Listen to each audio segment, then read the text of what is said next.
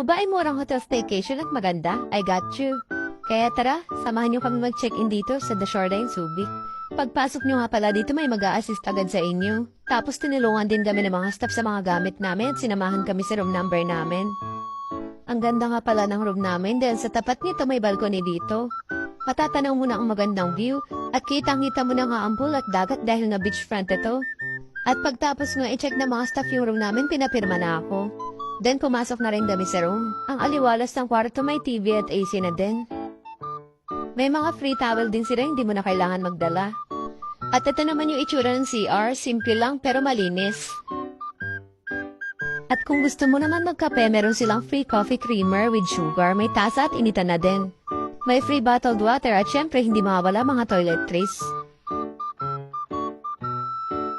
Ang ganda nga ng location ng room namin kasi pagising mo sa umaga matatanaw mo agad yung magandang view. And after that, bininisan ko na nga ang anak ko ng panligo dahil nga kanina pa siya excited maligo sa pool. At dahil second floor nga ang room namin, pagbaba mo makikita mo ang hotel lobby nila. Pagbaba nga namin, dumiretso na agad kami sa pool area.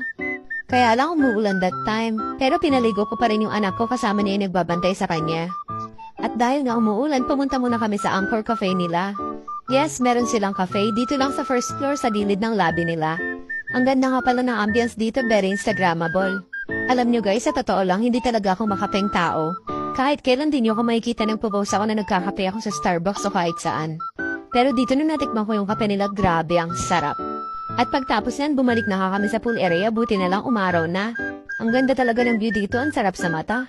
Ang sarap din pala ng hangin dito, pwede kayo maglakad dyan sa tabi-tabi. At hindi ko na nga napigilan yung sarili ko dahil nga ang ganda ng panahon, kaya nampalit na rin ako ng swimsuit. Bawal ko pang iligo yung ilong ko dito sa swimming pool or dagat after 3 months. Kaya nilubog ko lang ang katawan ko dito tapos picture taking lang. Grabe, nakikita niyo ba yung magandang view na yan? Hindi ako yung mga puno at dagat, ang ganda. At naligo na nga rin ng fiancé ko dyan kasama anak namin. At nung kinagabihan nga niyan, lumabas kami. May convenience store nga pala sa tabi ng hotel na to. Kaya kung may mga kailangan ka, hindi ka mamamroblema. At ito nung may itsura ng pool sa gabi, ang ganda. Naglakad din pala kami sa tabing dagat. Kasi merong live band dito at kung gusto mo mag-inom, pwedeng-pwede. Saglit lang kami dyan tapos naglakad ulit kami sa kabila. May nakita rin pala kaming live band dito sa Vista Marina Grill. Tabing hotel lang yan, o diba hindi ka maboboring, marami kang pwedeng gawin. At nung kinabukasan nga niya, nag-check-out na rin kami. Hinintay lang namin i-check yung room namin. Tapos nagpatawag na rin ako sa front desk ng taxi.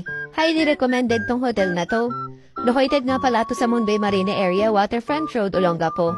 At pagtapos nga niyan, dumating na rin yung taxi namin. Pauwi na rin kami dito.